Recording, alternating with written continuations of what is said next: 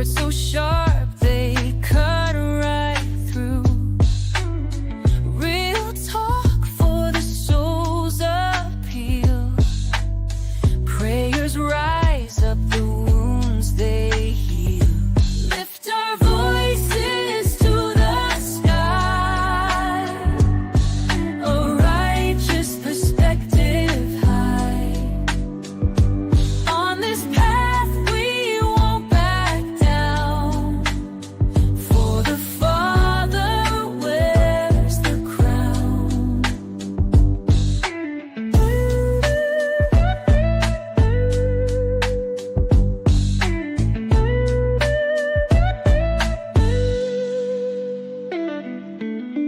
Each step brings another fight.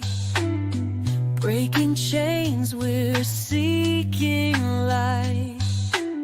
Voice of power won't be tamed.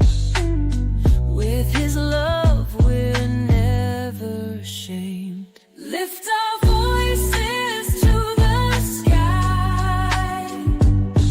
A righteous perspective high. On this path we won't back down. For the Father wears the crown. From the ashes we shall rise. Hope is found deep in our eyes. Every word a battle cry. With the Father none deny.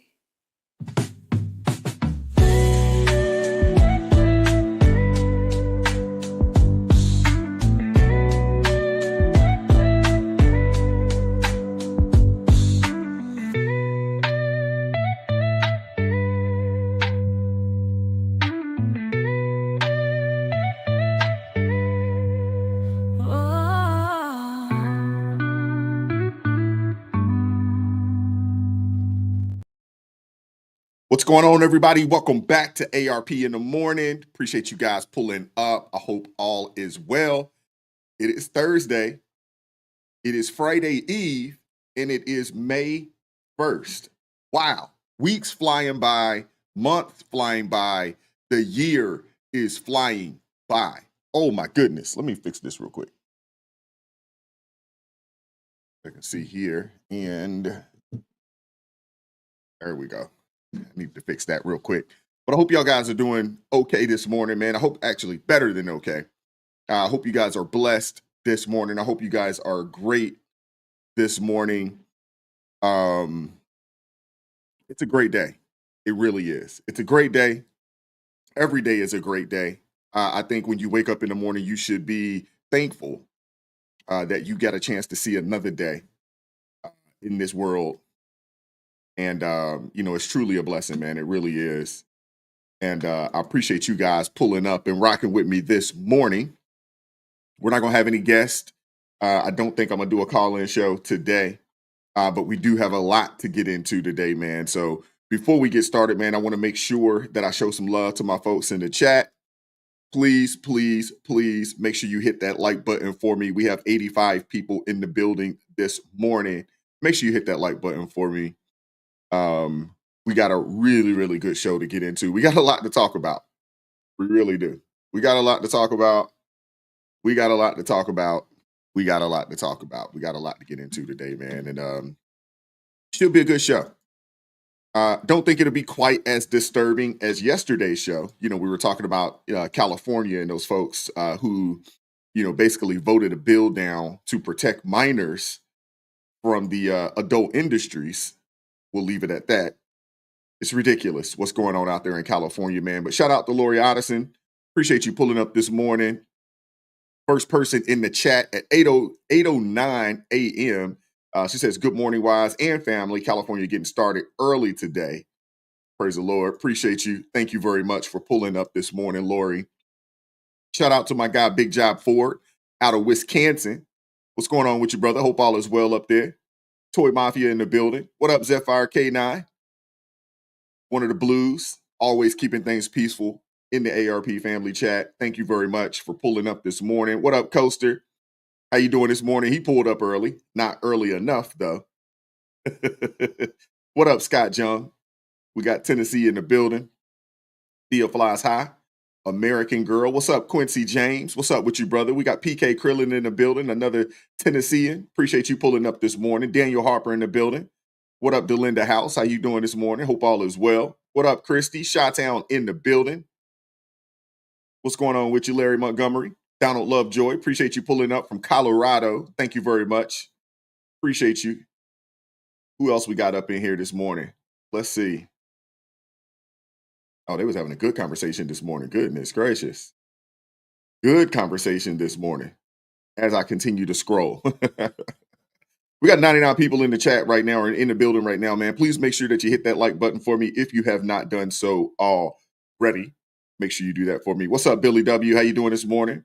Happy Thursday to you as well. What's up, Marla? Kevin Caldwell, how's it going this morning? Hope all is well with you all. Hope all is well. What's up, K-Ro? 3, appreciate you pulling up this morning. Hope all is well with you.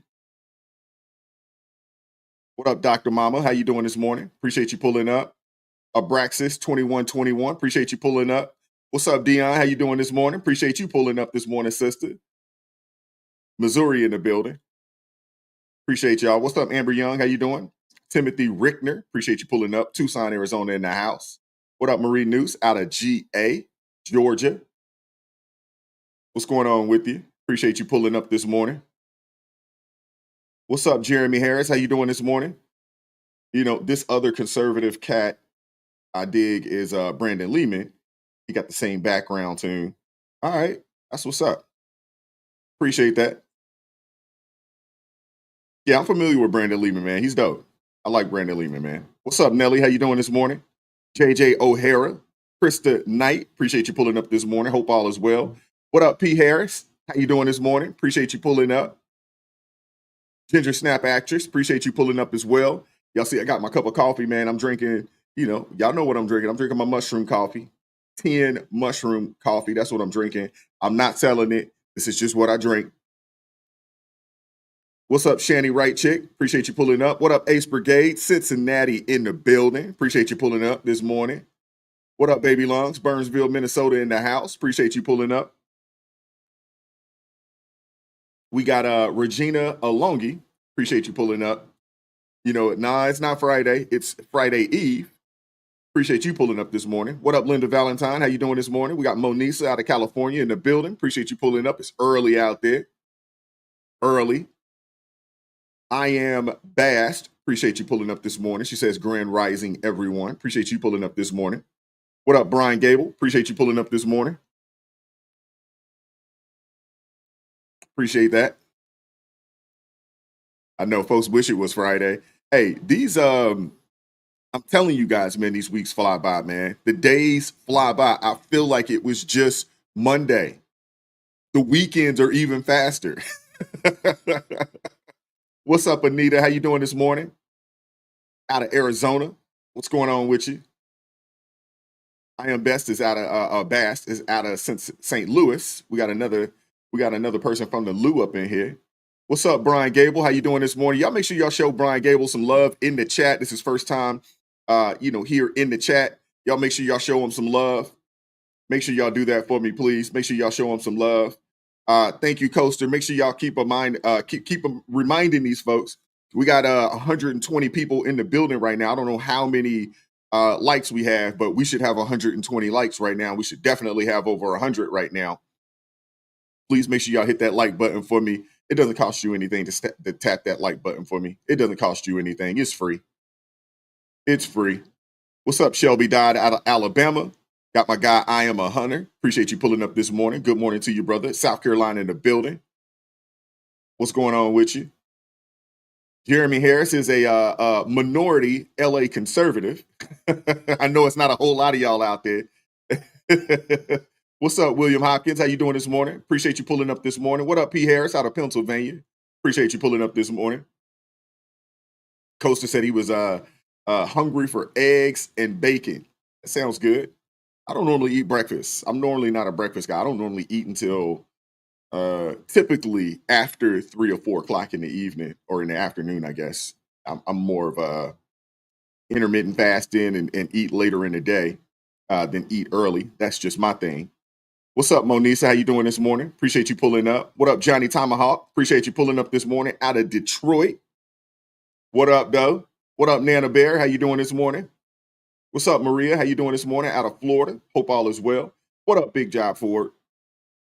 Make sure you keep everybody peaceful up in there, man. Keep them peaceful. We got Paula Walburn out of Ohio. Hobo Rod Prospecting. Appreciate you pulling up this morning. Thank you very much. What up, Doc? Daniel Harper? Wisconsin? I don't know where I heard that from, but I think it was like a TV show or a movie. People say they're from Wisconsin and they say Wisconsin. I guess it's the accent. I'm making fun of the accent up there. What's up, C. Bergie? How you doing this morning, sister? Appreciate you pulling up. What up, Teresa Thomas? Hope all is well with you.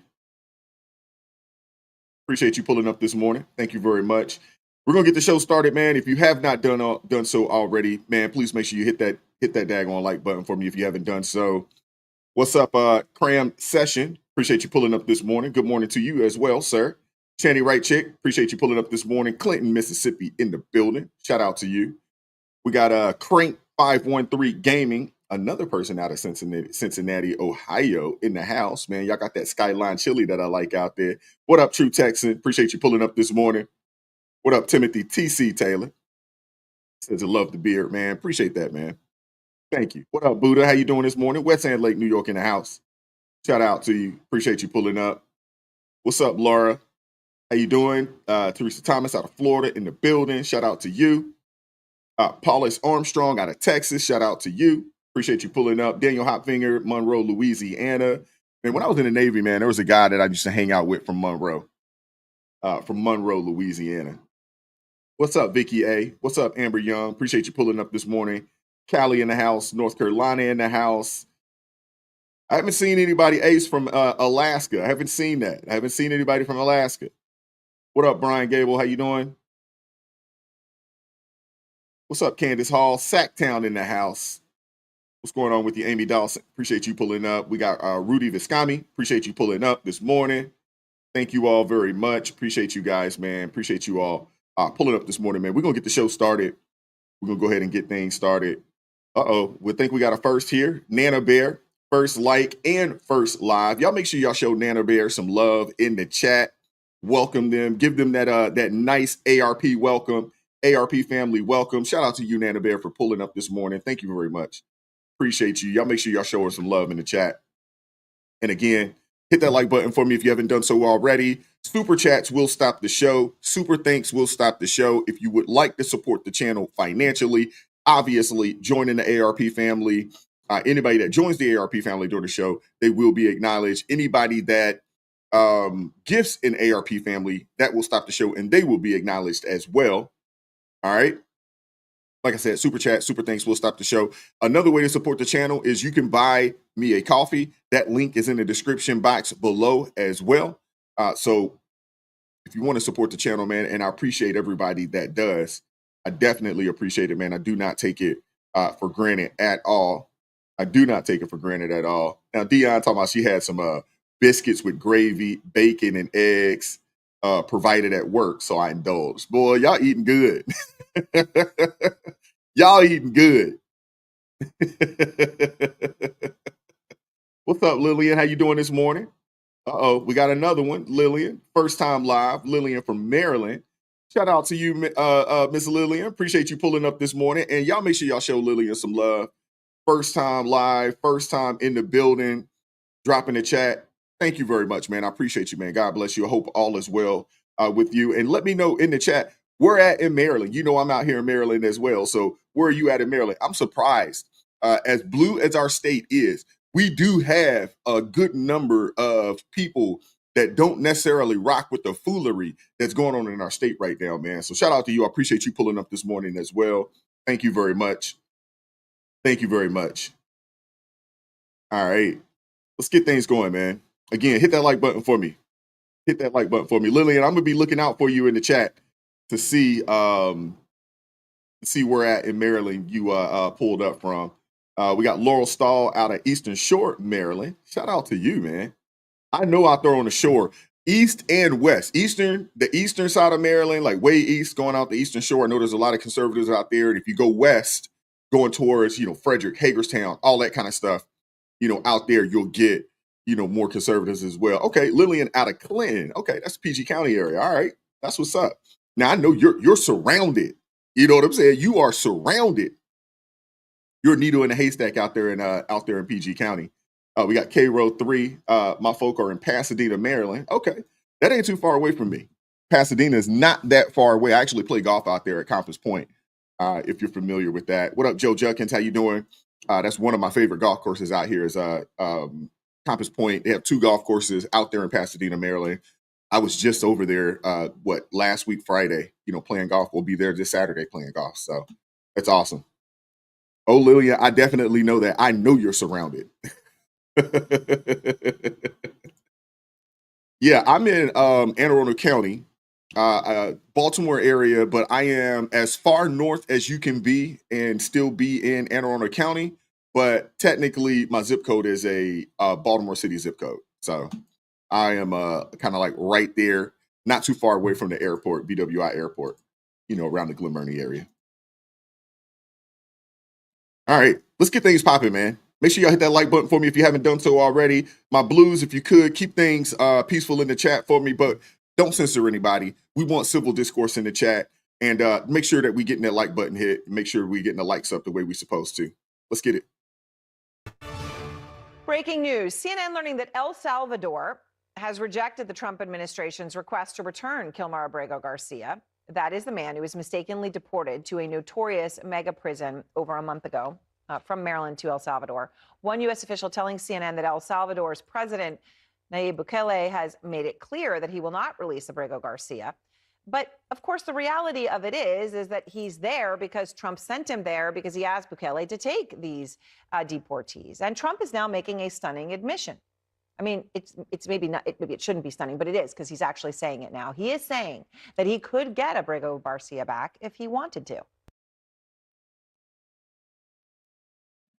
All righty, so let's get the show started. Let's get going.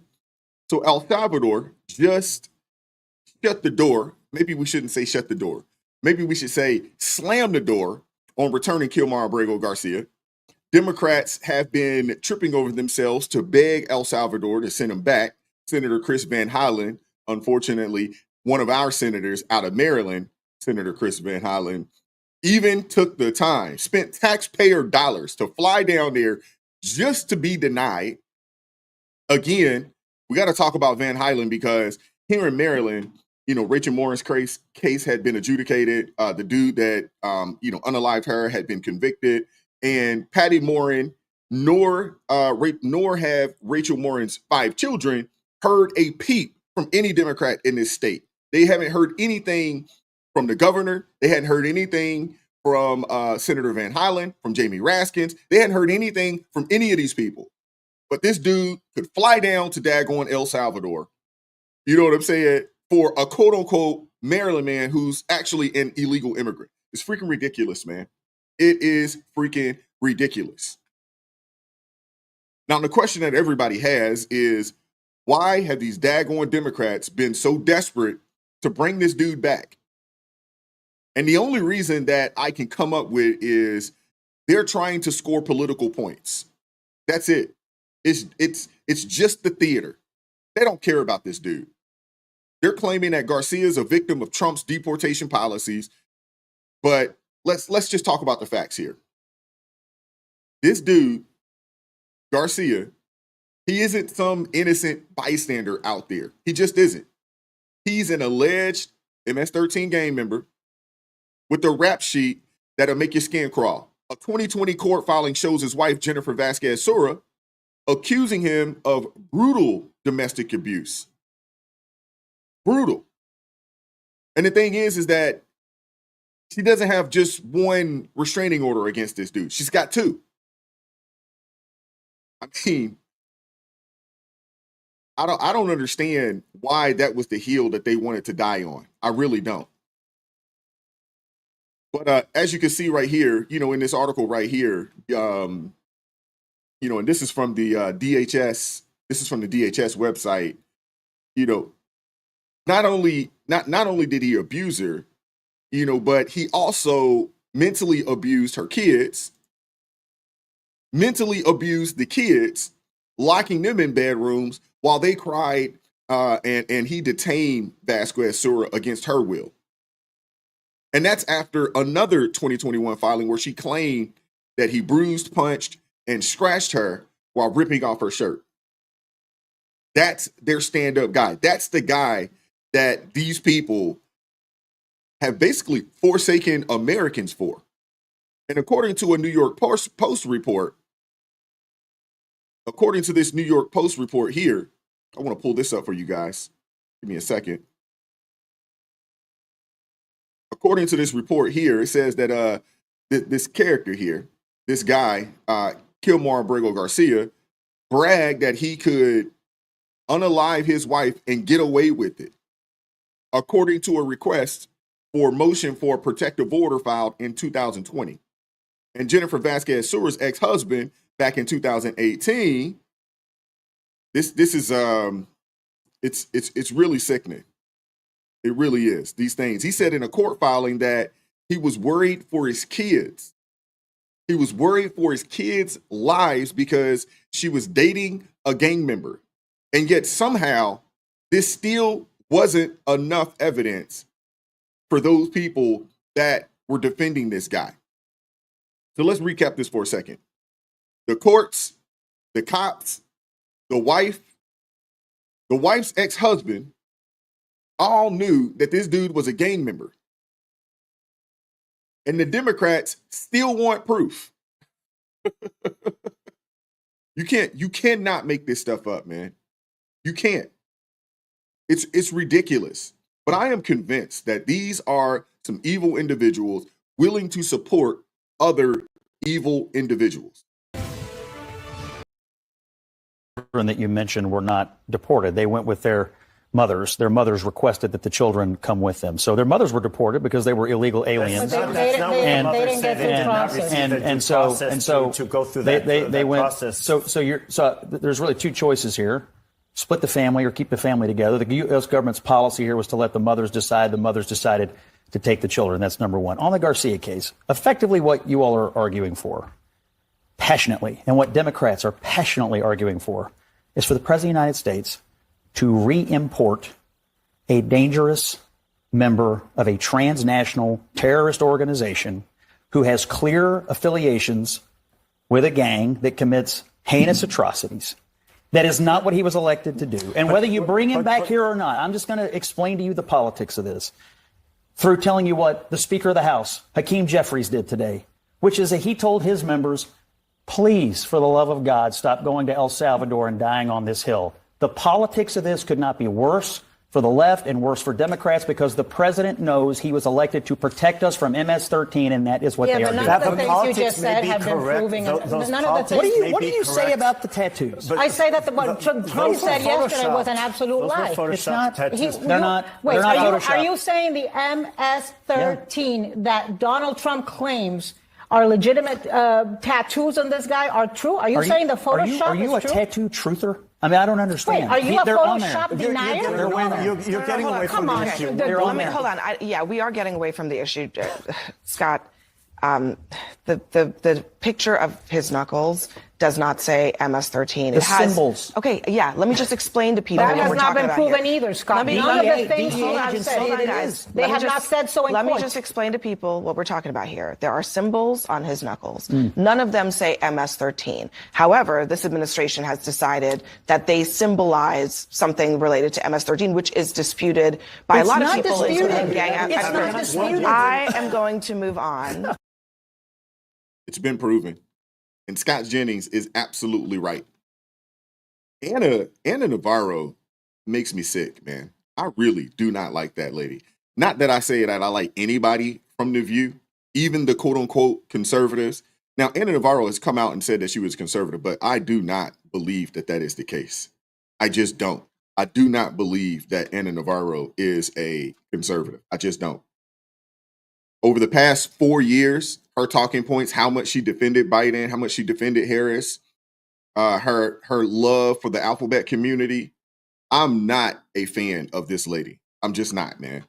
But Scott Jennings here is absolutely right, as he's always right on this show. What's up, Mark? How you doing this morning, brother? Scott Jennings is absolutely right, man.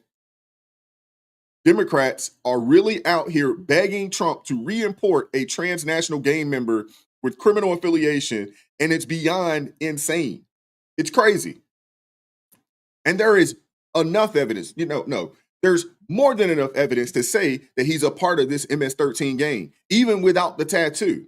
But the Democrats want to focus on the tattoo thing, which I wouldn't even be, all in on had his wife not covered them with hearts. I mean, come on, man. Look at this. Look at this right here. Hold up. Look at this. She decided that she was going to cover up the tattoos. Now, for the life of me, this dude done beat the heck out of you twice, mentally abused your kids. Why are you covering for this dude? Who's on her head to tell her, like, hey, cover for this guy? Is she afraid of some form of retribution by this particular gang, the people that are still here? I don't understand it, man. This is the hill that they want to die on. I really don't get it. This is the hill that they want to die on. So over on national TV, they're asking to bring them back. And House Minority Leader Hakeem Jeffries, too, he's been praising his colleagues, demanding that Kilmar Brigo Garcia be returned to the United States, calling Senator Chris Van Hollen's photo op in El Salvador. He called it great leadership. I mean, these people are, they're some pretty sickening individuals, to be honest with you. They really are. I think, as you've seen, and there's been some great leadership from Senator Chris Van Hollen, who apparently indicated earlier today that either his constituent is returned or he plans to go to El Salvador himself. And that's exactly the type of action that, as members of Congress, we can do to highlight the injustice, dramatize and amplify it, and force the administration to comply, which in this instance, I believe we will make sure happens. The crazy thing is that behind closed doors, word is he's telling people in the caucus to pump the brakes on this El Salvador mess. That's what he's doing behind closed doors, But again, if a Democrat is talking, they're probably lying. If they're talking, especially Hakeem Jeffries, Timu Barack Obama, if he's talking, they probably lying. So according to the New York Post, some Democrats and staffers spilled to the bulwark that Jeffries is quietly saying, slow down on this El Salvador stuff. It sounds like someone's feeling the heat right now. But when a reporter asked him point blank if it was a mistake to rally around this alleged MS-13 gang member, Jeffries dodged harder than a politician at a tax audit. And instead of answering, he pivoted to attacking Trump, saying that, he's got the lowest approval rating of any president in modern history. I mean, this is classic deflection by this guy. Classic deflection.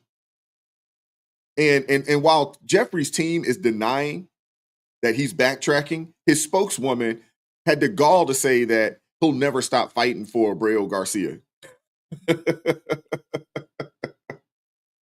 Even after all the red flags, these people don't care. They don't care. They're letting you know that they are about the world over United States citizens. Even after all the red flags, they are showing you where their loyalty lies. They're showing you who they are. And meanwhile, you have Republicans, who are not letting this slide. They are not letting up, man. The National Republican Senatorial Committee is clowning the Dems, offering one-way tickets to El Salvador in their attack ads. And the NRCC's Mike Marinella, he didn't hold back, man. He said that Jeffries has greenlit this disaster and then threw his own party under the bus when it blew up in his face. Now he's pretending he had nothing to do with it. That right there in itself shows you how weak the Democrat leadership is. Pushing for an alleged domestic abuser to be their poster child, then running for cover when the backlash hits. I'd say you can't make this up, but this is who they are. This is exactly who they are. Yeah, listening to Van Hollen explain all this, like if you're explaining how you came to be sipping margaritas with an MS-13 gangbanger who's lived illegally in the United States for 14 years before he was finally deported, you're losing, okay? You're losing. You're losing optically, you're losing politically, and I assume the people of Maryland are wondering, why doesn't this guy ever work as hard for us as he does for this guy who's down in El Salvador, which, by the way, is where he's from in the first place? Look, the Trump administration has a legal point of view. They're going to keep working this, through these different court cases. I think, macro view for me, the American people elected Donald Trump to deport illegal aliens. They especially elected him to deport people who are affiliated with very violent transnational gangs that we now characterize as terrorist organizations. I think he's doing his job, and I think the American people are behind him, and I think the Democrats like Van Hollen look ridiculous standing up for him more than they stand up for the people of the United States of America who are actually citizens of this country. And again, Scott is right. Once again, Scott Jennings is right. Once again. Because the reality is this, man. President Trump was elected to deport illegal immigrants. Plain and simple. Plain and simple. So for the life of me, I don't understand why Democrats are acting so shocked when he actually follows through with what he campaigned on. But then again, I guess they're shocked because they're actually not used to telling the truth. They're not used to running on a certain platform and then actually following through once they get into office. Dion, you're absolutely right. Scott Jennings is the only voice of reason on CNN. Actually, I'm gonna disagree with you on that. Scott Jennings and what's his name? Shermichael. Golly, I can't think of his last name. But Shermichael, he gets on there, man, and he spits some truth. There's another young brother on there by the name of Melik. He does a good job on there. There's a few of them on there, but Scott Jennings is number one for sure. He's number one. But Democrats, they will say anything to get in office. They have zero intent on actually following through on their promises. They have zero intent. So they just assume that when President Trump was out there on the campaign trail, when he was out there, they were like, oh, he's just, selling wolf tickets to get in office, but he don't actually plan on doing this stuff. And, they're basically, messing around. They found out. These people, these Democrats, they're out here crying about constitutional rights for a guy who illegally entered the United States while ignoring the rights of everyday Americans who just want safe streets. Here's the bottom line, folks. This is the bottom line. Democrats are so out of touch that they thought championing a guy like this would make them look like heroes, and instead it exposed them as the party that puts illegal immigrants over law-abiding citizens. And Trump's deportation policies are doing exactly what we elected him to do, which is to clean up this mess, shut the border down, and get these people the heck up out of here. And that's according to a CBS News poll who's basically says the same exact thing. I mean, this is crazy. I don't understand why, one, that's the hill that they want to die on, but the Americans, we see it. We see where their loyalty lies. Right here in this CBS News poll, program to deport immigrants illegally, 56% approve, 44% disapprove. And I'm always, very curious. I share these things with you guys, on a day-to-day basis, or at least a week-to-week basis. We can see these different polls. But I'm always curious as to who are the people that they actually poll when they do these. And to answer your question, LJ, absolutely. I'd absolutely go on MSDNC or CNN, on a panel if they allowed me to do so. I would definitely, if I get the invite, I would definitely go. Now, they probably wouldn't let me talk because, typically if you're a conservative, especially a black conservative, they're going to shut you down. They'll shut you down, cut you off quickly. Y'all know this. But the particular poll here, man, it found that Americans do approve of Trump's program to seek out and deport illegals. But like I said, if this is the hill that they want to die on, by all means, man, go ahead. I'm a firm believer that if you let someone talk long enough, they'll show you exactly who they are. You know, we judge a tree by the fruit that it bears. And what we know about these Democrats, man, and what we know about trees in general, a good tree will produce good fruit, a bad tree will produce bad fruit. We're looking at the Democrats. They are a bad tree, and they consistently produce bad fruit. Their policies are terrible for the country. Their policies are terrible for the country. I can't think of a Democrat-led city that's not being basically torn to bits. They're all places that are they're all places that are basically just terrible. They're not great places to live. I was talking to somebody, I can't remember who it was. Maybe it was my wife. And she was talking about somebody that no. It wasn't my wife. It was my guy, Jeff. And he was talking about there were some people, from California, that had kids that are in elementary school, and they had kids and they had children in California that identified as cats, and they had litter boxes in the classroom. Kids that identified as a dog, and they were letting them go outside and pee outside in the bushes. This is some crazy stuff, man. Some crazy stuff that is going on in California, but I would assume that these are things that are happening in a lot of Democrat-led states. It's crazy.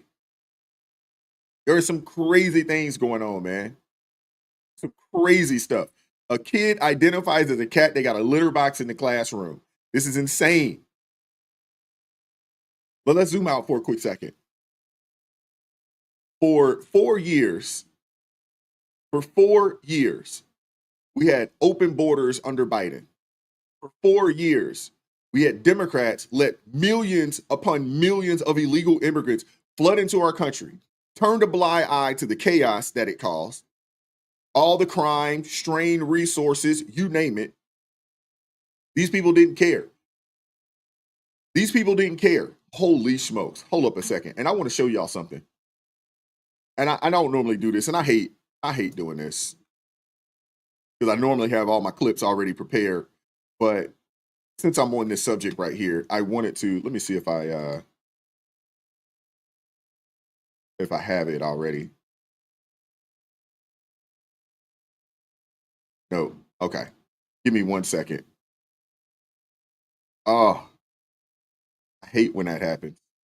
I want to show you guys something.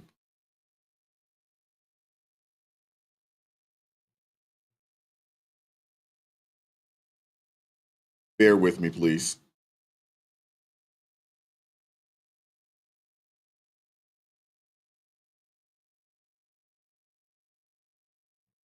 And then we're going to get right back to it. Let me see if I can pull it up.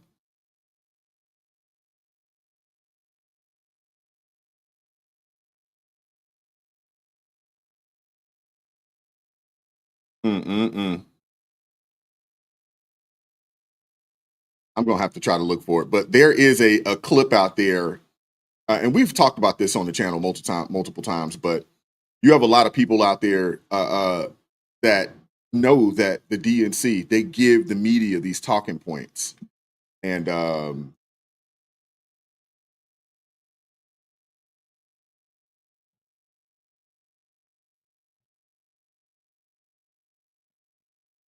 they all just kind of parrot the same things from one network to the other, from one show to the other within those networks. I mean, it is flat out crazy.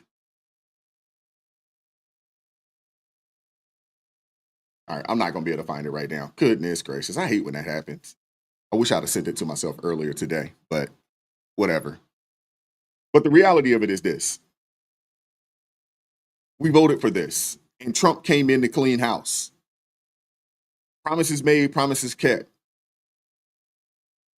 He came in to clean house. This is exactly what he's doing, but if you want to know where the Biden administration's priorities were, RFK Jr.'s confession here, it blows the lid off of everything. You guys got to see it for yourself, but give me a second. See. Okay, that's not. Oh, here we go. Sorry about that, guys. We have ended HHS as the role as the vector, the principal vector in this country for child trafficking. And during the Biden administration, HHS became a collaborator in child trafficking and for sex and for slavery. And we have ended that, and we're very aggressively going out and trying to find these children, the 300,000 children that were lost by the Biden administration. 300,000 children. 300,000 children. Hold up. Somebody might be helping me out here. Why is the clip is video proof media propaganda? That might be it. I'm gonna see if I can look it up real quick.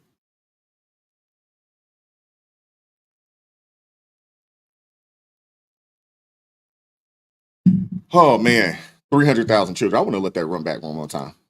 We have ended HHS as the role as the vector, the principal vector in this country for child trafficking. And during the Biden administration, HHS became a collaborator in child trafficking and for sex and for slavery. And we have ended that, and we're very aggressively going out and trying to find these children, the 300,000 children that were lost by the Biden administration. 300,000 children lost by the Biden-Harris administration. This is crazy. Crazy. I mean, it doesn't make sense, man. It's insanity. It's insanity. RFK Jr. dropped a freaking bombshell. Now, that's something that we've been talking about for a little bit. Quincy James, you're actually absolutely right. You know what in the Sound of Freedom is going on. You're absolutely right. I'm not going to lie to you, man. That movie took me 2 days to watch, man, because it is such a gut-wrenching movie. Goodness gracious. It's a good movie, but hard to watch, man. If you have a heart, anyway. If you have a heart. Well, RFK Jr. drops a serious bombshell, claiming that during the Biden-Harris administration, HHS basically became a trafficking operation for handing unaccompanied migrants, unaccompanied illegal immigrant kids over to sponsors without proper vetting, essentially turning a blind eye to potential abuse and exploitation. RFK Jr. calls it straight up negligence, saying that HHS was more focused on moving kids through the system than ensuring their safety. And who paid the price? Vulnerable children. While the administration patted itself on the back for being compassionate, while Democrats like Hakeem Jeffries are out here fighting for alleged MS-13 gang members, RFK Jr. is exposing how their policies left kids in danger. It's the ultimate hypocrisy, crying about human rights while enabling a system that puts the most vulnerable people at risk. Trump's deportation push isn't just about law and order. It's about fixing a broken system that Biden and the Democrats let fester for years. And Island Girl, I agree with you. Maybe we shouldn't call it negligence. Maybe we should call it something more sinister. And this is starting to become a running theme when it comes to these daggone Democrats. There is a full-fledged attack on children. I gotta find this video, man. It's bothering me. It's bothering me. I gotta find it. But there is a full-fledged attack on young people in this nation, man. It's crazy. I mean, what we talked about yesterday, RJ Hudson, you haven't seen the movie? Man, I'm telling you, hey, I'm just giving you a warning. It is a hard watch. And you will be upset after this movie. My wife couldn't finish it. We started out watching it together. My wife couldn't finish the movie. She's like, I can't take this. She's like, I can't watch this. She couldn't finish it. I finished it. But my wife, she couldn't finish the movie. It's crazy. I mean, dude, it is a tough movie to watch. And just to kind of give you guys just I guess a quick glimpse in it. Yes, LJ. And that's what makes it even tougher is the fact that if this was a fictional movie, it would be tough to watch. But the fact that it's a fictional based on a true story, there are actual, footage, some of the real, man, it's hard to watch, man. The movie is called, is it called Sounds of Freedom? Is that what it's called, Quincy?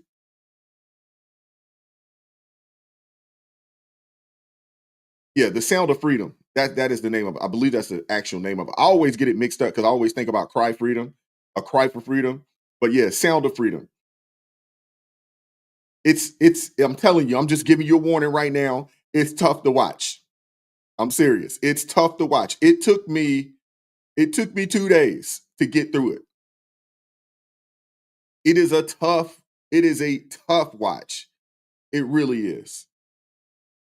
But when you think about what's going on in this country right now, there is, it's almost like the Democrat Party sponsored trafficking of children in this country.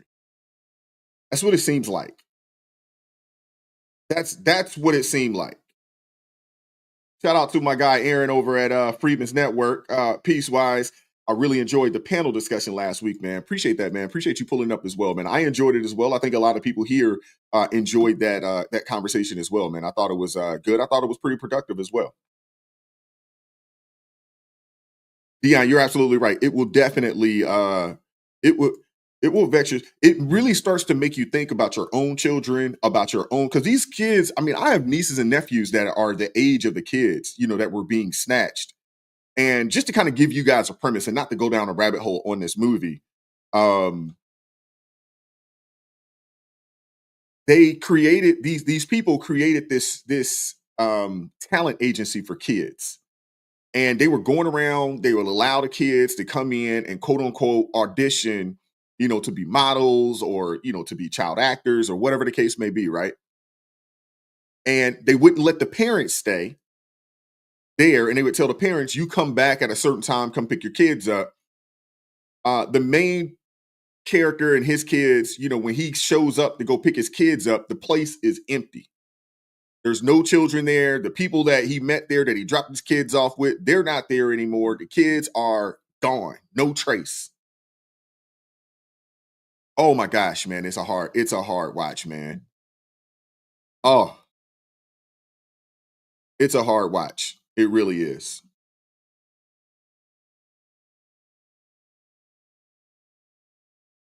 Before I move on to the next story, though, I got to find this video. It's going to bother me for the rest of the day if I don't find it. If I can't find it within the next 2 or 3 minutes or so, we'll keep it moving. But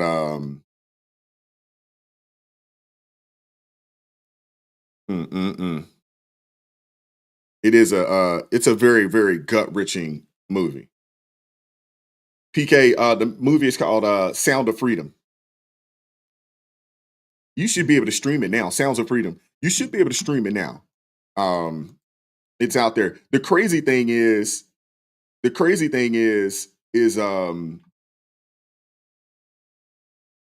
mainstream media, legacy media, The View, and I mean that doesn't say a whole lot, but a lot of these people, when this movie came out, and y'all can look it up for yourself, they were hating on this movie big time. They did not want this movie to come out. They did not want this movie to come out. They did not want it to come out. It's crazy.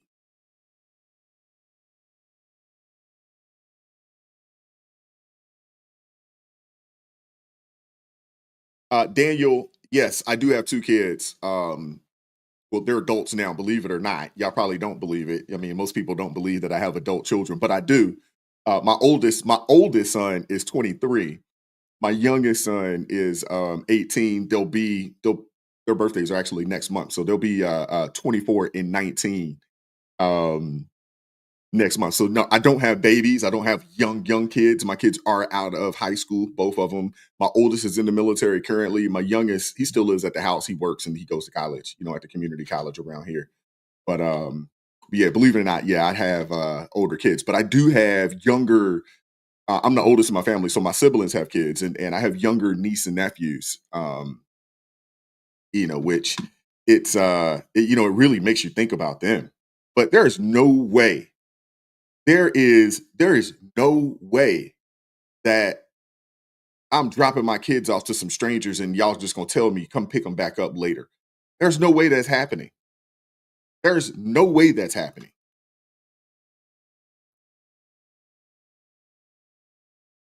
I didn't understand that piece of it. Like, oh yeah, come back and pick them up when you get back.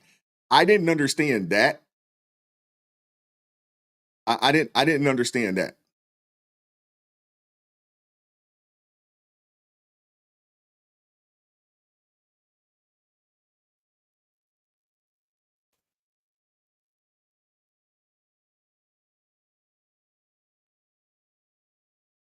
That's the one question that I had um about these folks is about the dad. There's no way I'm dropping my kids off to some stranger and they're like, "Oh, come pick them up in an hour." Nah. Nah, we're not doing that. I wouldn't even let my kids do sleepovers at people's houses with their friends. Like, your friends, are gonna have a sleepover. Family only. Family only. You're like, oh, one of my friends, from a football team is having a sleepover at their house. Is it okay? No, that's not happening. I wouldn't even allow that to go down. No way. Papa daggone sure, wouldn't be okay with just dropping my kids off at some random place talking about some, oh yeah, they could be actors or models or something like that. Oh, and I'm leaving? Nah. Uh-uh. Uh-uh. No. Not happening.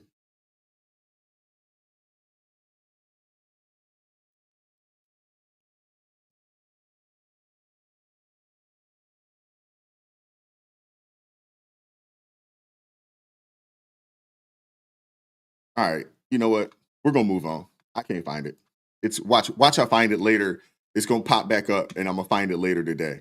But let's keep it moving. I hate when that happens, man. I wish I'd have sent that to me. Goodness gracious. And I don't normally do that. I'm normally super prepared.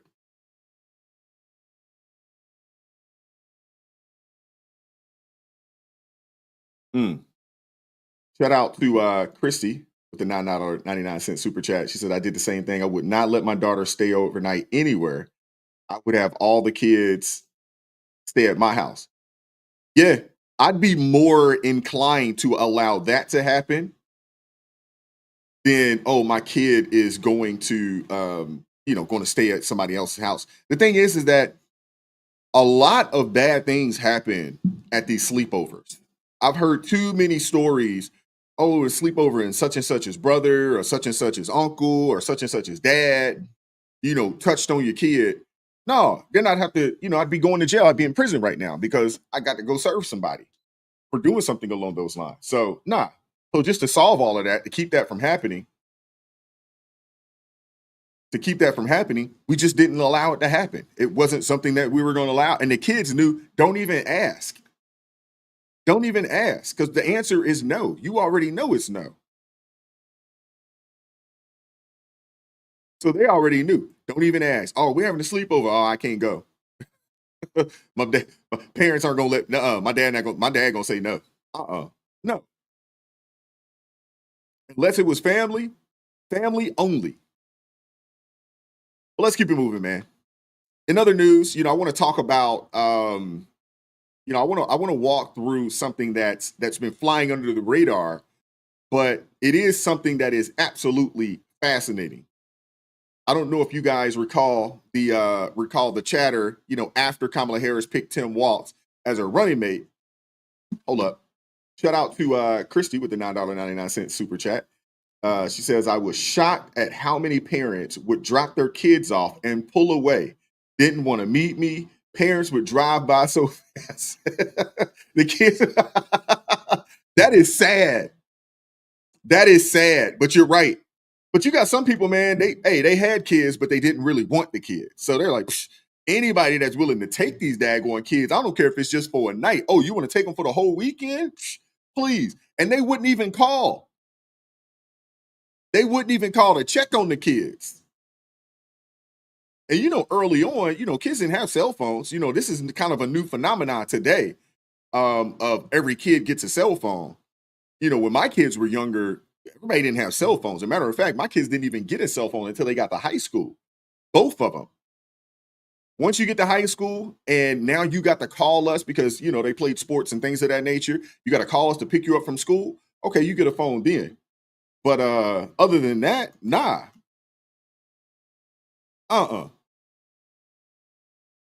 That's hilarious.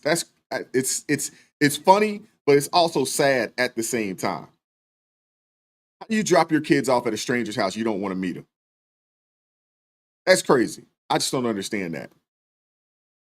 Well, let's keep it moving, man. Tim Walz, who was picked as Kamala Harris's running mate, he says that the conventional wisdom among Democrat strategists was that the party desperately needed a man's man. Now, the crazy thing is that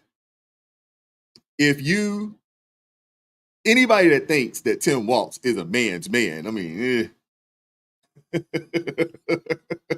Oh, thank you, Francis. He says, wow, wise, you don't look like you'd have grown children. I know.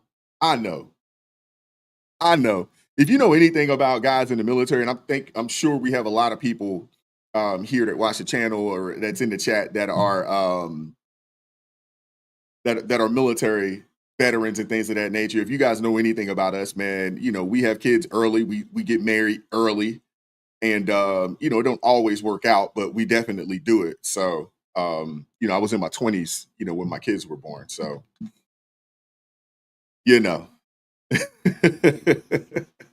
and that was the one thing that I warned my son against. I told him, my oldest, who's currently in the Navy right now, I told him, I was like, dude, whatever you do, don't go in there and get married at 18, 19 years old. It's not going to work. Y'all don't know each other. Y'all going to move around. You're going to go on deployment. Don't do it. You know what I'm saying? I tried to give him a lot of solid information and solid game before he joined the military. And the thing is that he came back and he was like, Dad, everything that you said would happen, it happened. I was like, yeah, I know. Trust me. I've experienced it. I got a chance to see it firsthand. And some of it I did, But back to Tim Walz. The Democrats thought that they needed a man's man, which that premise is probably right. They did need a man's man. The fact is that Tim Walz isn't a man's man. But they thought that they needed one, to reconnect with working class white males.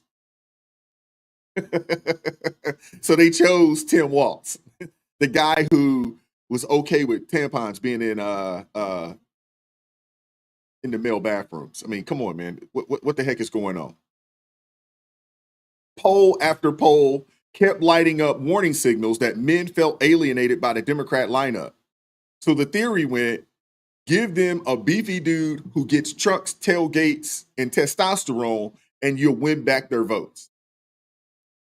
That right there in itself just goes to show you how out of touch these Democrats are.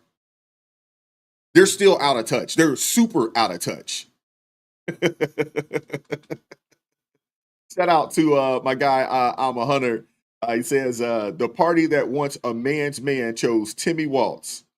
How could they get one when they don't even know what a woman is? Absolutely. Thank you for the $10 super chat. You're absolutely right. Well, if you don't know what a woman is, you also don't know what a man is. So how are you going to get a man's man when you don't know the actual definition of man or woman?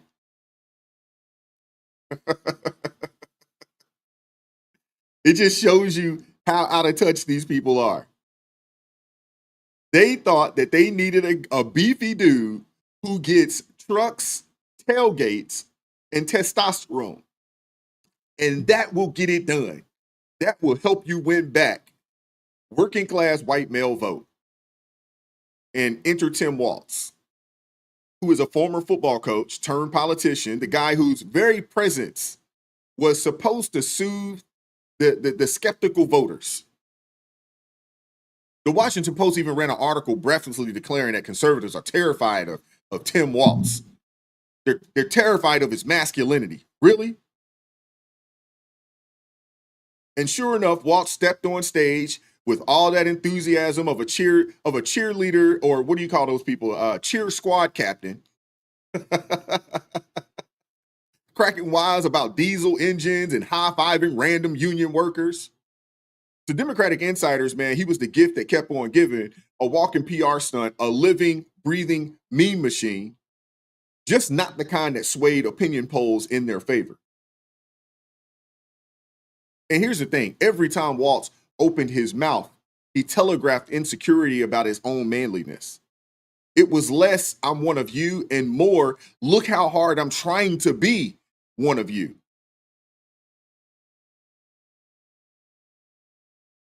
It's crazy. The DUI that he picked up as a defensive coordinator back in his coaching days, it didn't help him either. Turns out he wasn't legally allowed to call the plays in the coaching box. So he was labeled an assistant coach instead. And fast forward to his Harvard Kennedy School interview, where Walz proudly admitted that he was the DNC's DEI hire, pulled on the ticket to explicitly check the white guy box and bring football-loving truck bed guys back home. You can't make it up, man. You can't make it up. And they thought that this guy was, they thought that he was the secret weapon. Democrats have a man problem, man. They have a man problem. That they do. I'm with it. And there's folks that I recognize are smarter than me. They analyze this. You put your input in. Running a campaign that had never been run before, 100 days, in the situation we were at, running against a very unusual opponent on the other side. Mm-hmm. And look, my job was to do it. Look, I knew I was on the ticket. I would argue because we did a lot of amazing progressive things in Minnesota that improved people's lives. But I also was on the ticket, quite honestly, you know, because I could code talk to white guys watching football, fixing their truck, doing that I could put them at ease. I was the permission structure to say, look, you can do this and vote for this. And you look across those swing states, with the exception of Minnesota, we didn't get enough of those votes. But you could be giving them permission on TV every day. You could have been messaging that way, and that isn't necessarily how it shook out. Well, yes, but I also said I understand myself. I said I think I'll give you pretty good stuff, but I'll also give you 10% problematic. And so somebody's got to make the decision here to handle some of this stuff and to make it. And those are just decisions that were made. And I think after the fact, it is not second guessing or anything. I think it's fair to go back on and look at this. Look, we had the most qualified person who'd run for president in this country's history at the top of the ticket. That in itself should have got this thing won. We had, in my opinion, and you can disagree with me, I think history will prove me right, a very unqualified person on the other side. And you have to determine, how do you get those hits? What was the best way? Did it make sense to continue to, you know, call him weird or call that out, or make this pitch that we are significantly different and our policies can improve your lives? And there's people that make those decisions, and whether it's right or wrong or not, I guess history will make that case. How do you come out with a straight face and say that Kamala Harris was the most qualified individual in the history of the United States to become president? How do you say that with a straight face? How? How?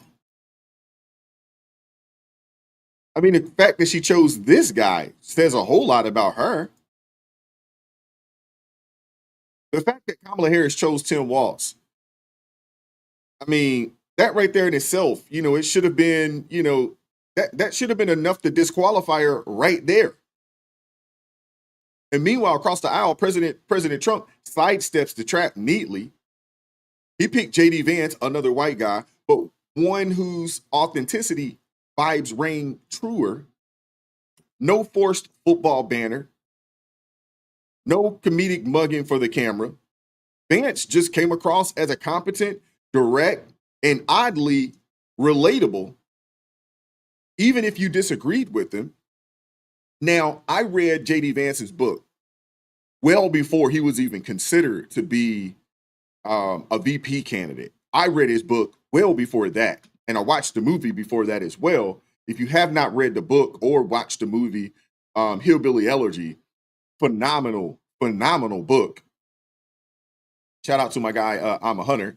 Says, to those who don't know, by progressive, Tim refers to notoriously a bill he passed allowing abortion all the way up to birth, and even in cases after birth.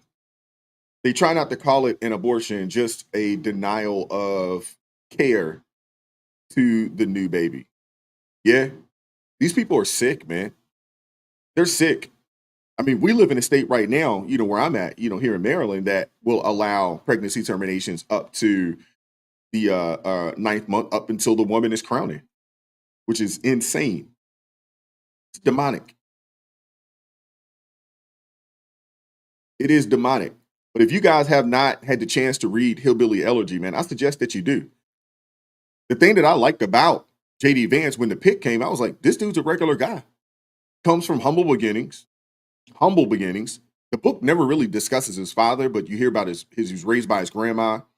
His mother, she suffered from substance abuse for pretty much a majority of his young life, moved around multiple schools, but an intelligent person, man. But you don't get to choose your parents, right?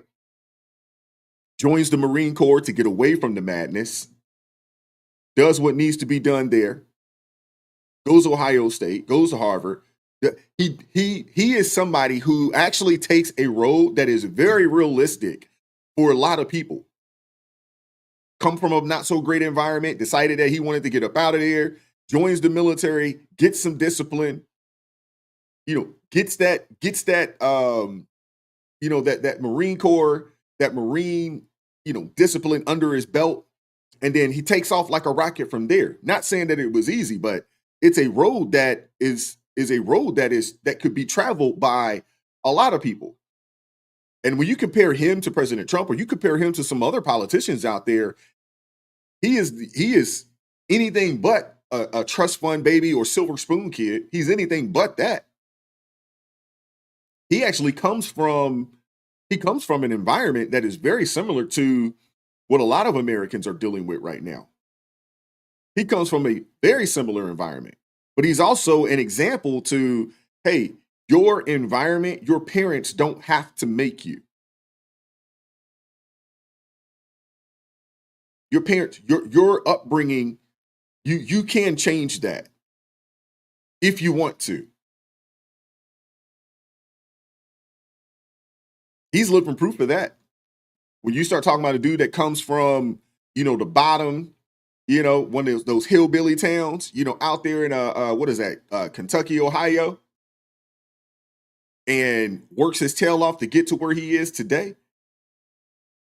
Hey, he's a really, really good example. He's a really good example of somebody that really started from the bottom and, has basically climbed himself to be one seat away from the highest office in the land. But when you compare J.D. Vance to Tim Walz, two men aiming to basically woo the same demographic, in my opinion, it's no contest on who feels more genuine. It's no contest. And Walz, on the other hand, the more he hammed it up, the more men tuned out. Now, there's a lot of men that just were turned off by Kamala Harris. And then once you add this clown in there, there was a lot of folks that were turned off from him. No one was digging his flamboyant stage routines that felt less like, a pelt rally and more like a parody. And it only got worse when he tried to pit himself, in the hypothetical WWE style showdowns with Republican foes. Something about, kicking their behinds on TV or something along those lines. He just didn't come across as believable. He didn't come across as relatable. And the reality of it is that most men gave him the side eye for even taking that position in the first place, to stand beside that lady. I think when your signature move is jazz hands, you're not as up on the white guy code maybe as you think you are. I mean, everything about this guy, from the choice, which was made, I think Shermichael's correct, which was made out of weakness, all through his campaign appearances, and now in the aftermath, I just don't think there's ever been anybody in recent political history in over their head more than Tim Walz. And Did you meet Dan Quayle? it is amazing to me. It is amazing to me. Well, he served a term, did he not? Yeah, and then lost a second. It is amazing to me that Democrats elevated this guy and that he continues to believe that he is going to be a leader of this party in 2028. The problems that the Democrats have with middle America, white men, working class men, if this is the road we're going down, the code talker Tim Walz are only going to get worse for Democrats. And there's also something. Scott's 3 for 3 on the show today. Scott's 3 for 3 on the show today. What up, T.A. Caskey? How you doing, brother? Scott's 3 for 3 on the show today. What this all boils down to is a lesson in 21st century masculinity. Trying to package a strongman image by flexing cliches is a surefire way to repel exactly the audience that you're chasing. Real men don't want a caricature. They just don't. They want someone whose convictions and actions align with their own values, protecting jobs, strengthening communities, and respecting tradition, showing themselves as a producer, a strong, productive man in this country, someone who actually knows what a man and what a woman is. Let's start there. And I agree with Scott. If this is the road that they plan to go down, it will only get worse for the Democrats. Walz wasn't doing himself or his party any favors by leaning into, I'm one of the boys shtick. He just didn't. It came across as phony. And instead, he exposed the Democrats' outdated strategy of relying on identity checkboxes rather than compelling agendas. Again, what's the platforms that the Democrats are running on right now, other than they hate Trump, other than they love pregnancy terminations up to the 9th month and after, other than their support for the alphabet community and the trans community? What other platforms are they running on that make sense for the average American? And that's the reason that Kamala Harris struggled to gain traction, because everybody sensed that her team was picking candidates by quota, not by competence or by vision. And the only platform that she had was the alphabet community, the trans community, the pregnancy terminations up to the 9th month or with no restrictions. That's it. She wasn't offering anything else. No solutions on how you're going to get this country turned in the right direction. They wanted to allow more and more illegal immigrants to come across this border and fundamentally change the demographics of this nation. They don't have solutions. They have complaints and they have hate for President Trump and his agenda.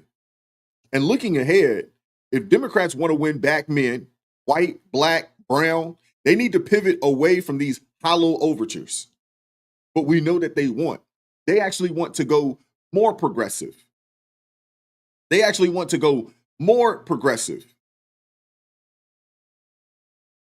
Voters crave policies that improve their daily lives, economic security, safe neighborhoods, quality schools. They don't want to be pandered to with football metaphors. And at the end of the day, Tim Walz, staying in the spotlight has been one of the greatest boons for Republicans and conservative commentators alike. Every time he opens his mouth, he reminds men why they hit the skip button. And if Democrats keep trouting out this beta male for their marquee roles, they'll continue losing the very voters that they're desperate to reclaim. See David Hogg, another young beta male who actually wants to push the party even more progressive. He's just a young Marxist. That's all he is.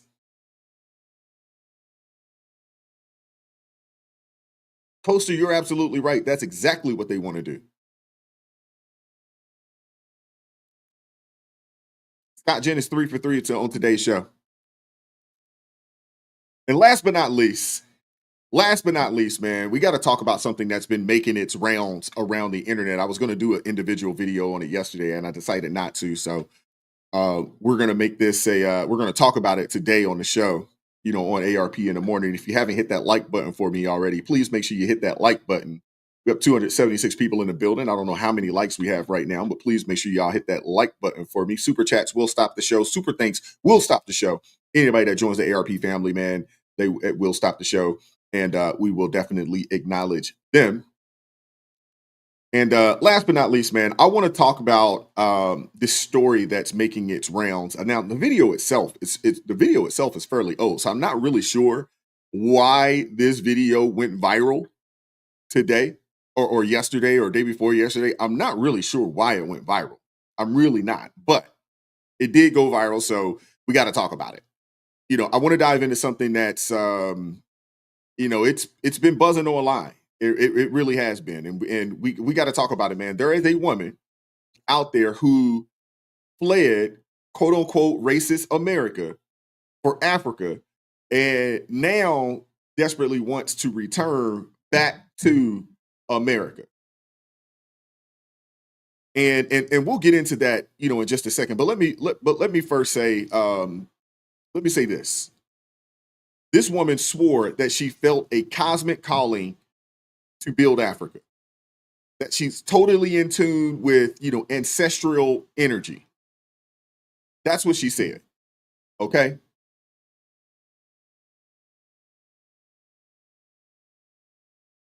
I was on a call yesterday, man, and even yesterday I was talking to my wife about this, man, and I have some concerns. I have some concerns about our country. I have some concerns about, Black Americans in this country and how far away we are moving from God. I'm hearing more and more people talk about crystals and sage and witchcraft and warlocks and all this type of stuff. You're seeing more and more of this coming out, and it concerns me. It really does. It concerns me.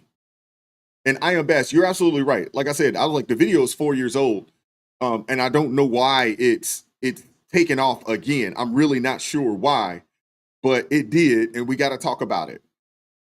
But I have some concerns, man. I have some concerns because when you look at a population of people that used to be some of the most, God-fearing people in the country, and you see it happening in real time, the moving away from the word of God and with searching for things that are antithetical. When you start hearing people talking about talking to the ancestors and Island Girl, you're absolutely right. Necromancy, calling on the dead, and things of that nature. It's a concern. It's a concern. It really concerns me, man. And it saddens me as well. It really does. We're going to get into this. We're going to continue to talk about this, but it's really sad, where we are today, in this nation.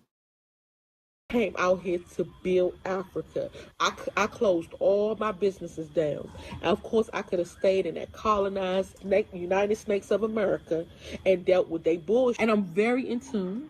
I'm very in tune with the universe. I'm very in tune with my ancestors. I heard the calling and I came. I talk to my ancestors every day, but that don't mean I don't go through shit. Ain't no angels, ain't no flying butterflies and rainbows around here. We all go through shit. At the end of the day, I don't like the circumstances that we're in. It's not that I can't help it. I have money. I can go wherever the I want to go.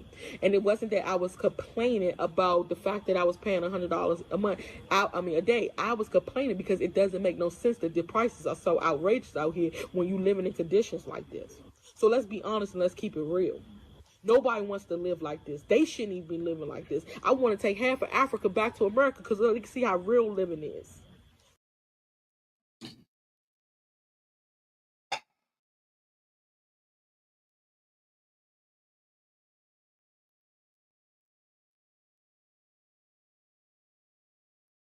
I'm 100 with the $5 super chat says, nope, don't let her back in. She reaps what she sows. Play stupid games, win stupid prizes.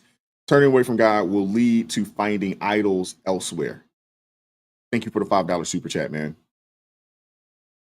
I'm not, I mean, she is an American citizen, so she wants to come back. I'm not one to say, hey, you can't come back. I'm not one to say that, but I hope that, you know, when you do come back, there's some more appreciation there. You know, shout out to Susie Irish, says, I'm on board, you know, with your logic and perspective, you know, and true Christian, marry me. I don't understand what that means, but okay. Thank you for the $9.99 super chat. But you know, when I hear this type of talk, it concerns me. And I'm okay with her coming back. I am. But I think there's a lot of people in this country that talk like this. And I've heard it from, you know, not just Black people. I've also heard it, you know, from white people and others. I've heard it from, you know, others, you know, those, mainly those on the left that talk like this, that they feel like there is a better nation out there. And I think that the people that talk like this are the people that have never left that 10-mile radius that we talked about maybe a week or two ago. That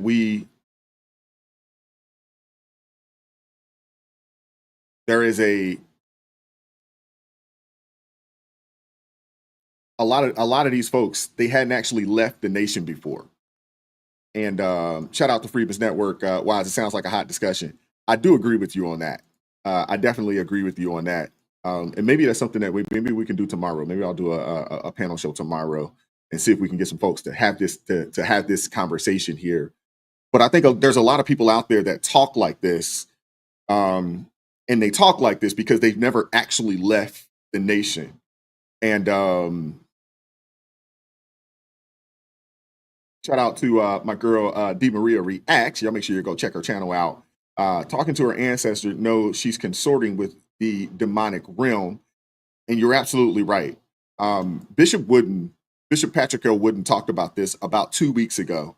For those of you guys that aren't familiar with Bishop Patrick L. Wooden, he is the lead bishop down there at in North Carolina, right outside of Raleigh, at the Upper Room Church of God in Christ, and he talked about this. And you know, there is a concern. I have a concern, you know, when you have people, you know, talking like this. And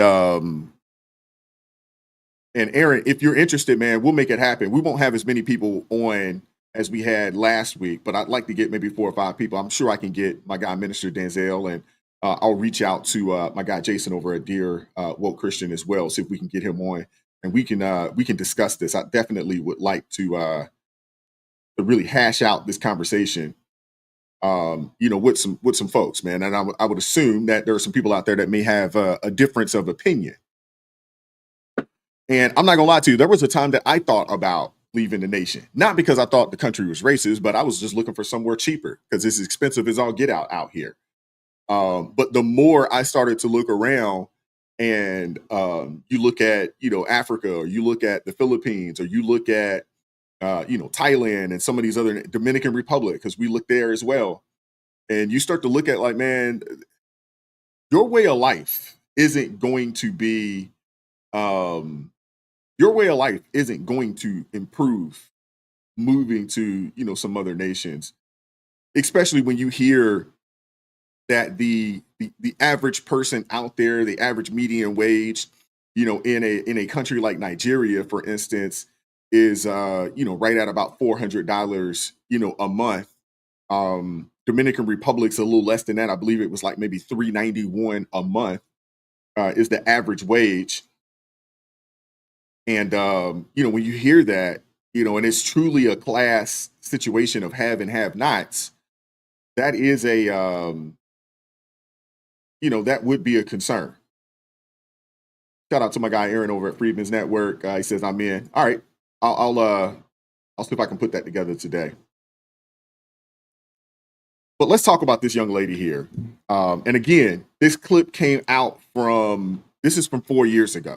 So she may actually be in the States right now and probably don't know why she is on these social media platforms hot again, going viral. She probably doesn't even know why. But you have this young woman here complaining, and she's just telling it like it is. That's what she says. But when you fast forward and now she's saying that she's I guess desperately wants to return back to America for a multitude of reasons. Because I don't think people are actually really prepared to live outside of this country. And I'll say this: America is not perfect. It's not a perfect nation. And to be honest with you, I can't think of a nation that is perfect. But there isn't any other place that has it better than we have it here. What we take for granted is luxuries in a lot of countries around the world. What we take for granted in this nation is luxury in a lot of places around the world. And I got a chance to experience it firsthand, as a young person, traveling to Europe and, I'm honestly getting the opportunity to go to Canada and some places out in the Caribbean, some places, out in Asia. And I got a chance to see what the have and have nots look like. And it's easy for us to get spoiled. Or I don't say easy for us to get spoiled. It's easy for us to not understand how spoiled we actually are and how good we actually have it. It's very easy. And when you hear the propaganda comes from mainstream media about how bad you have it, and I'm specifically talking about Black people, when you have mainstream media telling you every day that you're oppressed, you go to church and you hear your pastor tell you that you're oppressed and that you're a victim, you go to work, and you got your coworkers and then you got your family members telling you that, hey, everybody's against you, you're oppressed, you're a victim. You actually start to believe it because you're hearing it from a lot of places. When in all actuality, it's actually not the case. And you're, some of the wealthiest people in the world. You're some of the wealthiest people in the world. You know what I'm saying? And we take it for granted. And a lot of it is the fact that we just don't know. We just don't know. We don't really understand how good we have it, man. But if you've ever been to, just anywhere close outside the country, one of the Caribbean islands, down to Mexico, take your butt off that resort and go see what it looks like for real. Dangerous as all get out once you get past these resorts, man. But let's keep going. I'd rather go back to America and deal with the racism in America before I sit here in Africa and deal with the bullshit bribery, the bullshit fraud, the bullshit scams, the bullshit too expensive, the bullshit not having no snacks, the bullshit not having no food, the bullshit electricity, the bullshit hot water, the bullshit, what's that shit called that be coming down? The bullshit animals and scorpions outside the house. It's big ass spiders. It's big ass lizards. Colorful lizards you ain't never seen before. All in the fucking room with you, sleeping with you. All the bullshit people trying to scam you when you go outside thinking you rich. So they trying to get more money off of you. I'm really trying to wrap my head around this shit. I'm really trying to wrap my head around how are Americans coming to Africa and being happy. Please comment down below. Because for me, I'm ready to go. And I always used to say, if it's up to me, it will be. And I'm going to go out to Africa and make shit happen. No, I don't want to. I want to take my businesses back to America. I want to open up shop back in America, open up my dentist office and all the stuff that I was going to do out here in America. steady electricity, and the only time our electricity get cut off is when we don't pay the bill. And we got it so good now, we got prepaid electricity, so if we forget to pay the bill, we put some money on that prepaid thing and it comes right back on in 2 minutes. In less than 2 minutes. This shit right here didn't come on for 14 hours yesterday. I can't deal. I love the people. Don't get me wrong, when I'm outside, I'm having fun. I love the people. But when I come back to reality, when you come back home, home is where the heart is, right? When you come back home, you're supposed to feel comfortable, you're supposed to be happy. I'm not happy. To live in a house where you look outside and all you see is turkeys and ducks and chickens and sheeps and old malnourished cows. Shout out to my guy, I'm a Hunter. You can already see how good you have it when you use currency calculator and see just how much our money is worth in other countries. Yeah, absolutely. We're blessed over here, man, and we're spoiled people as Americans. You know, this doesn't even matter, you know, regardless of your race. As Americans, we are extremely spoiled. We don't know how good have it. We complain because we can, because we have a First Amendment right to be able to do so. And we complain. You know, I mean, you got to think about this, man. If you are at the poverty level in this nation, you are still better off than 85% of the world's population. Think about that, man. If you are at the poverty level in America, you are better off than 85% of the world's population. Think about that, man. Just being in America, you're in the top 15% earnings of the world, regardless of where you are on the socioeconomic totem pole. And if you're middle class and you make a middle class wage, hey, we're borderline top, you're top 1% in the world. I mean, you got to think about this, man. I just mentioned it earlier. In Nigeria, the average median wage in Nigeria is like $400. I want to look it up for you. I want you guys to know this.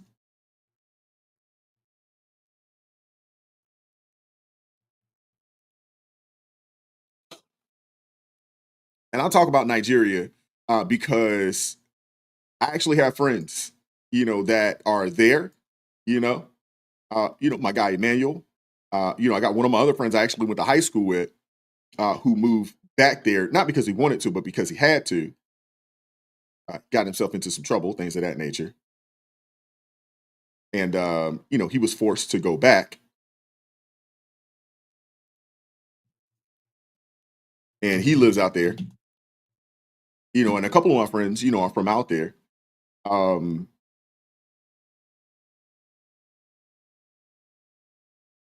think about this. I was actually off.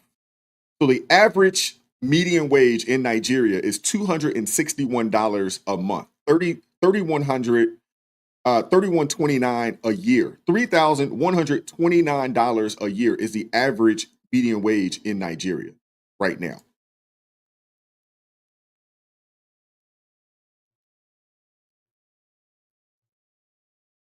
And when you look at other nations around the world, you look at the Philippines and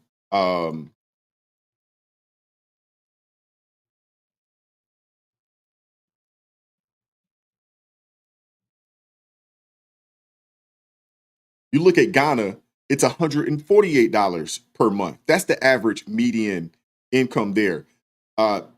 People earn $1,779 a year over there. I mean, come on, man. We have it really good over here, and we complain a lot. We complain a lot. And I understand the premise of people going to these places, especially if you got a lot of money. Because if you take $100,000, you take $200,000 over there, the possibility of you living very good is pretty daggone high. It's pretty high. but it also comes with issues, rolling blackouts, things of that nature. It comes with issues. You know, and the grass, it's not always greener. It's not always greener. You might just trade, one set of hassles for another. You moved away to get away from the quote unquote or so-called racism here in America to go deal with rolling blackouts. And you heard what she said. They don't have snacks out there, which is hilarious to me.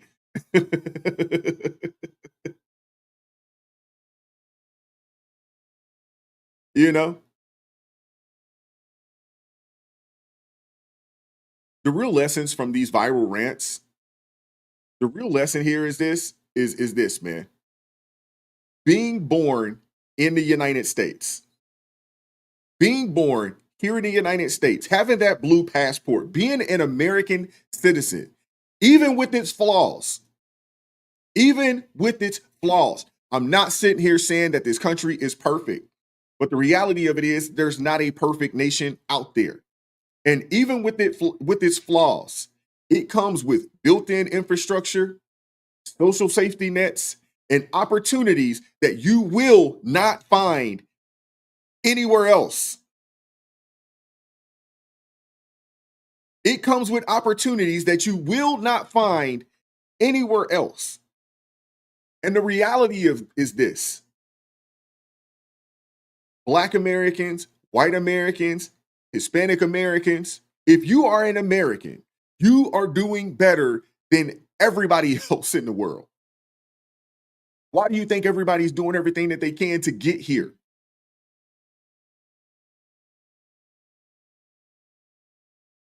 But this is a part of a larger trend, man. We've seen a wave of self-described woke Americans, particularly Black folks, but we've also seen people like Rosie O'Donnell and others pack their bags, for supposed havens in different countries, Mexico, Canada, Africa, claiming that they feel safer and more authentic overseas than back at home.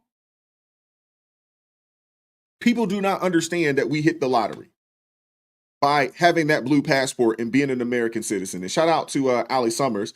You hit the birth lottery being born in the United States. Absolutely. We all did. We all did. If you are born here in the United States of America, man, we are some of the most blessed people to ever grace this planet. Even with the flaws here in America. Even with the flaws here in America, we are some of the most blessed people to ever grace the planet.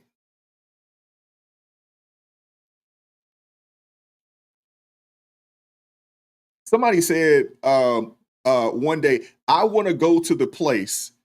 Let me go to the country where the poor people are fat. They have $200 Jordans and $1,000 phones. If that's poor, let me be that kind of poor.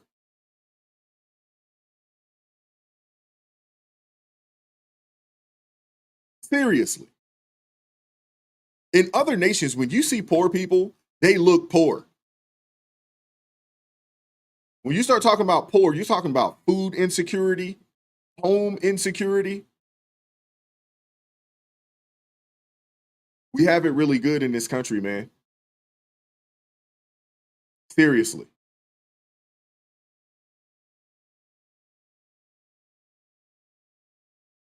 The reality of it is this, man. If you're an American and you want to leave the nation, by all means, go for it. If that's what you want to do, I don't have a problem with that. The reality, too, is if you're still working, that means that you made your money here in America. And even the people that are expats, because I know some expats that live in Dominican Republic and some other places, they still make money right here in the States. They're not moving and making money wherever they go to.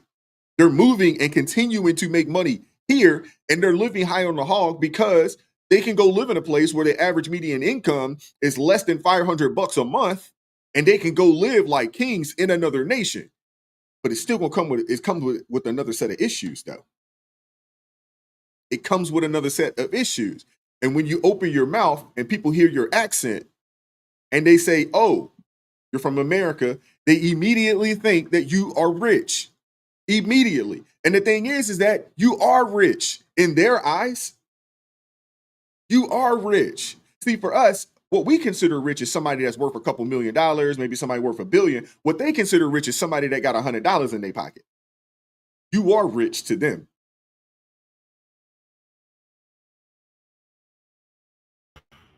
I can't do this anymore.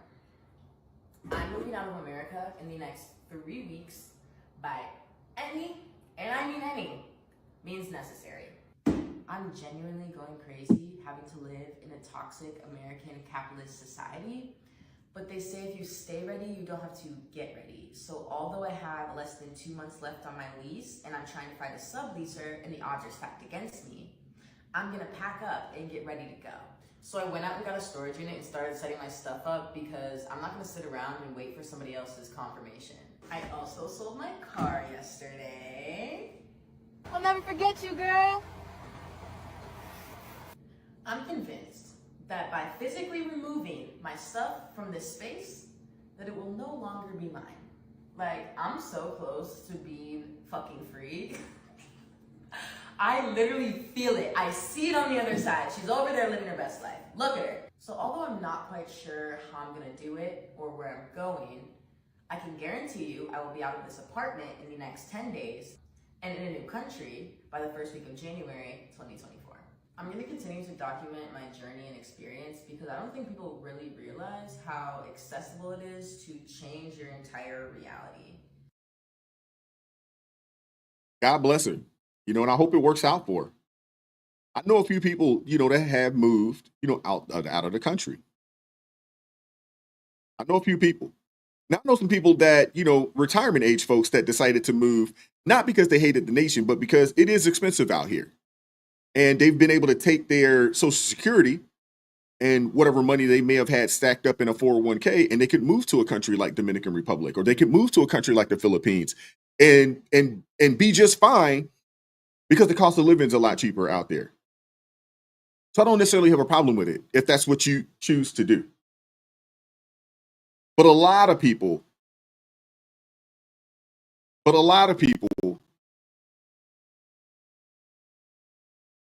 most people, even if they do move, they're going to make money here.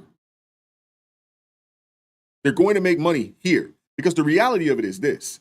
If you go move to a place like the Philippines, you really only need to make $1,500, $2,000 a month, and you will be balling if you make that kind of money and you live in a place like that. You know, and you're not willing to live in a, you know, expat community, more or less, where they, you know, tend to charge a little more. I mean, my wife and I, we've talked about it. You know, we like going down to the Dominican Republic. Cost of living is extremely cheap. It's always warm, so forth and so on. We've looked at places down, you know, in the DR. And not because I hate America, but because we were just looking for somewhere where it'd be a whole heck of a lot cheaper. Because let's face it, our nation is, you know, more on the expensive side of things. But the reason that a lot of these folks are leaving, and I do agree with you, Billy W., too many daggone hurricanes. That's the thing that I don't like about, you know, the Caribbean is that reason, that right there. Because we looked at Puerto Rico and things of that nature. But yeah, but the cost of living is what a lot of people are trying to escape. But you also have those folks that decided to move, you know, over to the continent of Africa, things of that nature. And, you know, the rolling blackouts and you know, super expensive gas. You got to have, it's mandatory that you have a generator. You know, those things are expensive. You know, you got to have them if you're going to live in those places. But I do wonder, you know, the young lady that we just showed, I do wonder how things have turned out for her. She left in 2024. At least she said she was leaving in 2024. But this is a trend. This is a trend that we have been seeing for a while. There's a good amount of expats out there. I've gone down to Dominican Republic a few times, and I've met plenty of expats down there from the States, from Texas, from Georgia, from different places, from New York. I've been down there a few times, and we've got a chance to meet a lot of expats. And we know that there are expats that have moved down to Costa Rica and down to Belize, different places like that, looking for someplace cheaper. Oh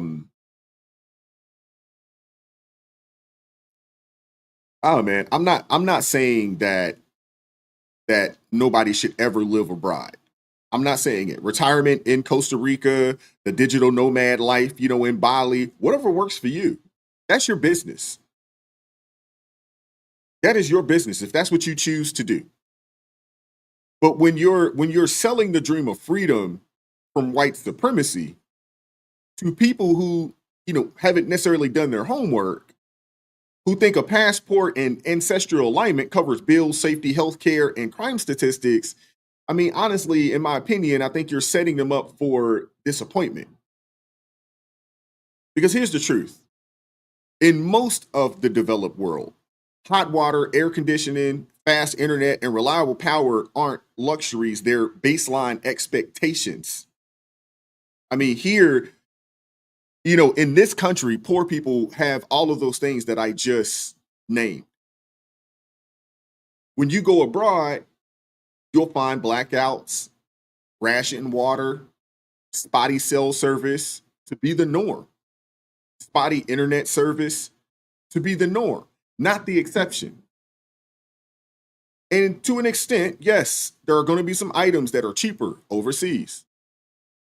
But when you're being gringo taxed, at every tourist trap out there, there was a video, of a lady, I think she was in Ghana, and she was like, everywhere she goes, someone's begging her for money. Can I get something small, small? Can I get something small, small? Yes, Billy W. Out in Spain and France, they just had blackouts that lasted a week. Yeah. And in some cases, I think some people are still dealing with the blackouts. In some cases out over there in those countries. Yeah, I mean, it's a problem. And you have people, they go and they're paying 3 times local rates on housing because the landlords assume Americans have deep pockets. That cost advantage, it evaporates quickly. And yes, you may feel safer expressing yourself in another country until you realize culture and language barriers can isolate you, and your skin color or accent can actually mark you as a target for hustlers and xenophobes in ways that you never expected. And either way, I mean, these stories, they feed off each other.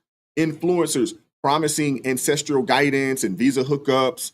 You have Black expats peddling success tutorials, tear-jerking Instagram posts, about escaping hate, escaping the matrix. I've heard that as well. It's a lucrative hustle, man. It is. It's a lucrative hustle. But here's the kicker. None of them factor in basic reality checks. And look, I mean, if you're leaving America, if you're leaving America because it's you're looking for a cheaper place, you're looking for something that's more or less expensive, and you feel like that's your genuine calling, more power to you, man. I'm not gonna hate on you. But don't buy the fantasy that escaping Trump means that you'll land in paradise. Because if you truly want freedom, start by fixing the things right here. Vote, organize, innovate, build a community. And when I say build a community, there's no community without family. So it takes family, more marriages, things of that nature. Don't run away. Don't run away from your nation to chase rainbows and butterfly wings that disappear the moment that the electricity cuts out. This is our country. This is our nation.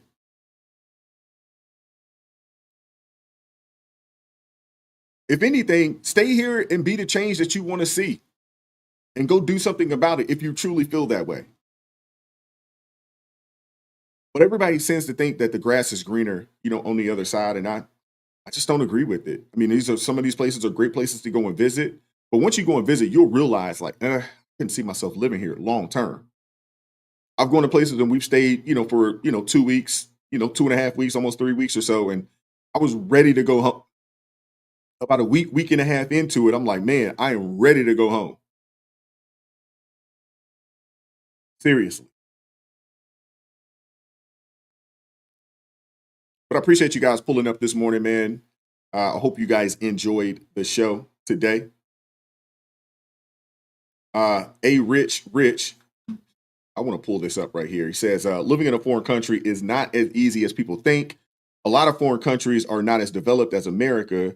So try getting your shipment where it needed to go. Yeah.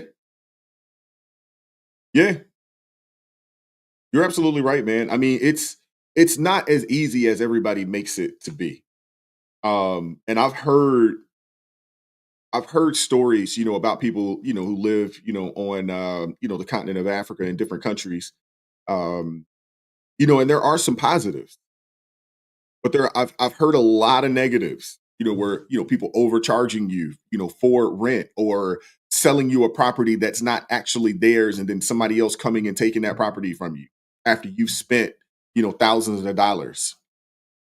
People, constantly begging you or charging you more than they would charge the locals, because once they hear your accent, they know that you are an American and not from over there.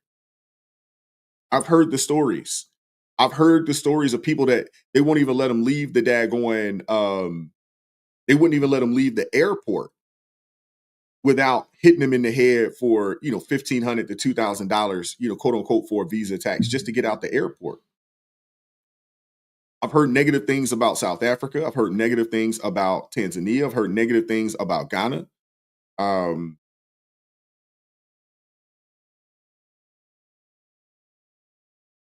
It's crazy. But I appreciate you guys pulling up this morning, man. I hope you guys enjoyed the show. By myself, man, we almost went 2 hours, which is crazy. Normally, that's not the case. But, I do appreciate you guys, man. Make sure you hit that like button for me if you haven't done so already, man. Appreciate everybody that supported the channel financially with the super chat, super stickers. Thank you very much. I appreciate that as well. Appreciate everybody that is an ARP family member. Definitely appreciate you guys. Shout out to my Blues that pulled up today. Brett Montgomery, T.A. Caskey, Zephyr K9, Coaster. Shout out to them as well. Appreciate you guys, man. We'll be back at this thing tomorrow, 9:30 a.m. Eastern, Lord willing. I appreciate you all pulling up, man. I hope you guys have a great Thursday. The weekend is very close. And, I'll catch up with you guys next time, man. So stay prayed up. Keep God first. We'll catch up with you all. Peace.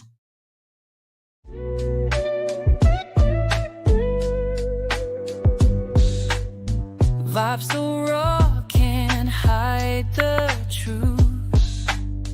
Words so sharp.